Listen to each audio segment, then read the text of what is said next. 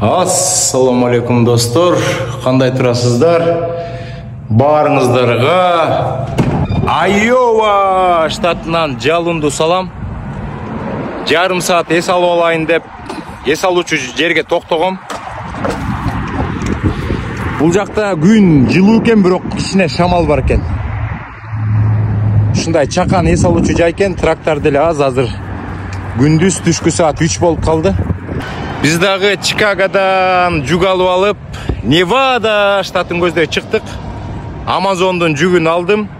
Көптөгөн жигиттер Вест деп коет. Вест жакта Калифорния, Орегон, Айдахо, Юта жакта иштеп атат. Ак чардак болуп чыктык жолго. Ак чардакта эмне изменение болду. Азыр деген номер келе элек, ошон үчүн temporary registration деп коет, убактылуу registration'де чаптап койдук. Бая күн айткам, мон $2000 салдырып койдук, абдан кереги окат. Желек желбиреп жүрөт. Акчардагы эме көптөгөн видеолорго түшө баштайт. Азыр ичине кирип, сиздерге бир ой бөлүшүп кетейин деп ойлогом. Достор, азыр деген дөңгөлөктөрдү бир сыра карап коелу. Так, жакшы эле. Така Food'тун тамагын алганбыз. Чикагода көбүрөөк болуп калбадымбы? Кызыл машканы ремонтко киргизиш керек деп механиктерге табыштап. Така Food, ассаламу алейкум, силердин тамагыңар даамдуу экен. Така Food'тун тамактарынан жеп атабыз, достор. Тамак жердин астында сиздер менен анча-мынча ой бөлүшүп коёюн. Так.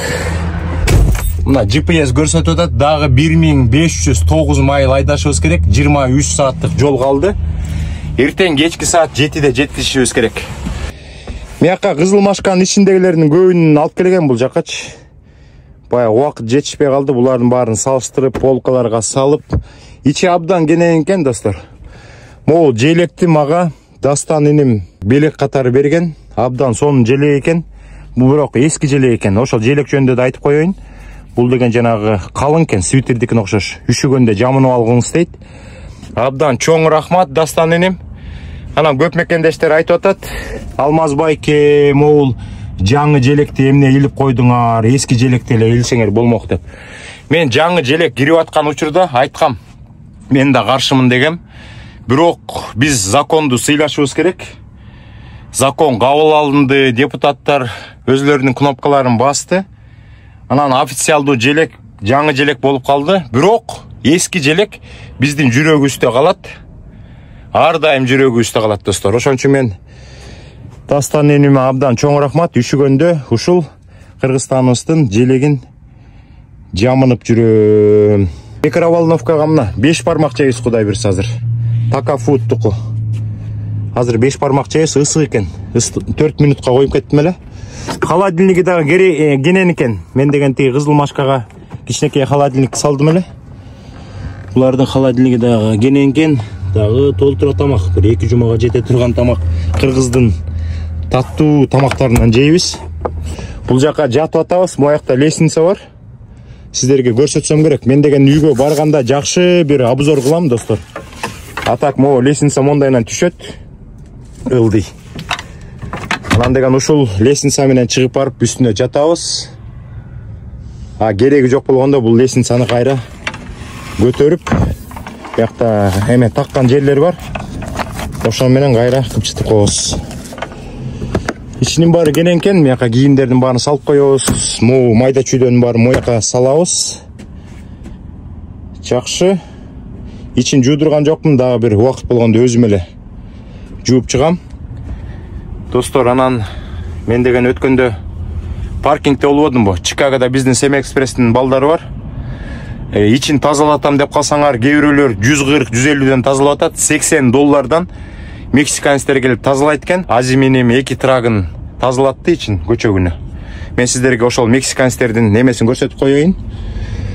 Бул визитный карточкасын могу телефондорго чалсаңар, бат эле жетип келет да, 2 бала 1 саатта трактын ичин бүт барын зыңкыйтып кетип калышат достор. Мындай маселе болуп атат да. Көчө күнү мен деген Дария деген карындашым келип калды.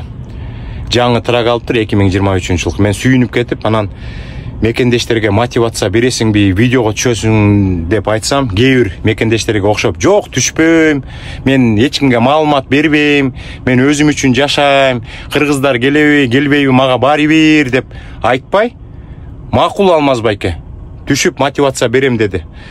Абдан сонун маалыматтарды берди, трагын көрсөттү, машинасын көрсөттү. Анан 5 кол тең эмес дегендей, ар кандай мекендештер бар, ар кандай жаман комментарийларды жазгандар да болду. Где-то bir 2-3%, 1% деп колу, 99% баарыңыздарга чоң рахмат. Абдан сонун каалоо тилектерди айттыңыздар.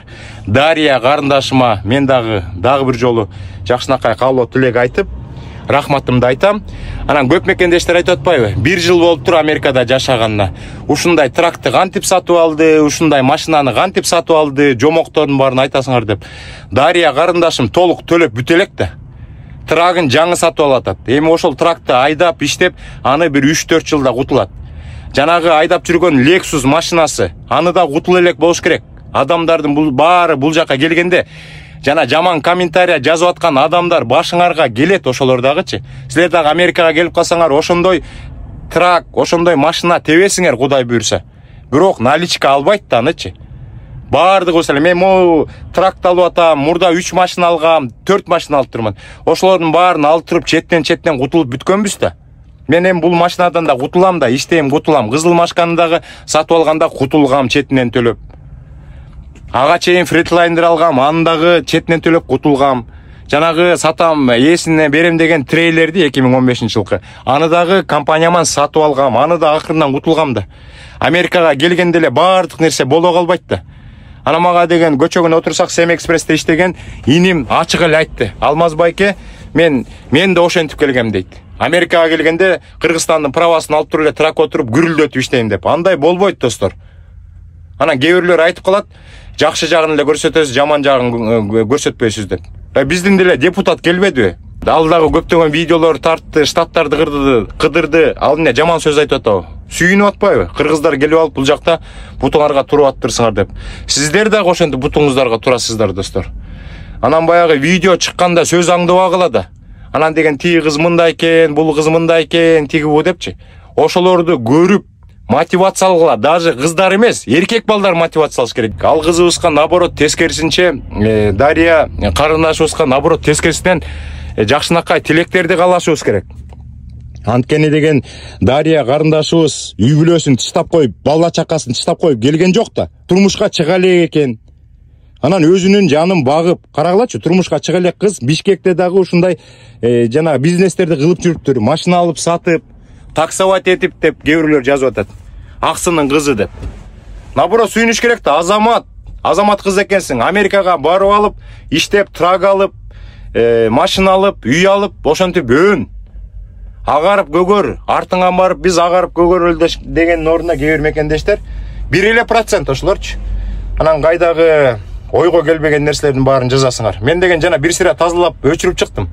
Ошентип жаман комментарий жазган кишилердин баары блокко кетет. Эчтеке пайда көрбөйсүңөр. Бир жаман комментарий жазып койсоңор, блокко кетесиңер да эч качан биздин каналга кире албайсыңар да. Маалымат ала албайсыңар. Сөз аңдыбагыла, мен да жаңылам достор. Кээ бирде числодон туура эмес айтып калам, кээ бирде макал лакаптарды бир сөзүн туура эмес айтып калам. Анан ошону эле баса калып, жата калып, анан тигинтип атат, минтип атат, туура эмес айтты деп. Ошол видеонун ичиндеги маалыматтарды издегиле. Силерге мотивация үйрөтөбүз убактыбызды кетирип. Мен да азыр мына тамак ичип, мыякта чалкалап отурмакмын. Кээ бир балдар айтып атат, Алмаз байке, энергияны кайдан алып атасыз? Өзүңүз 50ге чыгып калдыңыз. Жаш жигиттер эптеп септеп жетишип иштеп атасыз, сиз болсо улам подряд видеолор чыгарып атасыз дейт. Ошон үчүн достор, бирибизди эме кылбайлы, көңүлүбүздү калтырбайлы, видеого көп эле адамдар түшө бербейт. Мен деген 10 адамга кезиксем, мекендештерге мотивация берип койчу десем, ошонун бирөөсү макул болот. Ошол карындашыбыздын жүрөгү да тоо экен. Макул берем деп интервью бергенине абдан ыраазы болдум. Не деген балдар качып жүрөт? Интервью берип койчу, башыңан өткөн нерсени айтып койчу. Жок, айтпайм. Уялам, анан тигинтем, минтем деп. Ошон үчүн сиздерге ак жол 99,9 жанагы мекендештериме 0,1% жана хейтерлер карандай чайды ичип коюп отура бергиле. Баягы кээ бирде ачуу келип кетет, сабырдуу бололу. Ана мен дагы Чикагода жүргөндө дагы бир 4-5 киши эмне эле чакырып атасың кыргыздарды деп айтып, көптөгөн мекендештер аларга сен туура эмес айтып атасың, сен деле көп айтышат да, силердин мотивацияңыз менен келгенбиз дейт да, анан кайра тескерде эмне эле видеолор чыгарып атасыңар деп айтканда такыр түшүнбөйсүң да, достор. Азыр акырындан тамак ичели. Мондай планшетти мурда алган эмесмин, азыр планшет да бар. YouTube'дагы ар кандай видеолорду көрөбүз. Муякта ноутбуктагы муякта абдан удобный экен. Чоң. Мен деген 2 телефон колдоном да. Бирөөсү бул, бирөөсүн болсо видео тартып атам азыр сиздерге. 2 телефон болгон жакшы. Баягы эмеде иштегендечи. Тракты иштегенде 2 телефон болгон абдан сонун.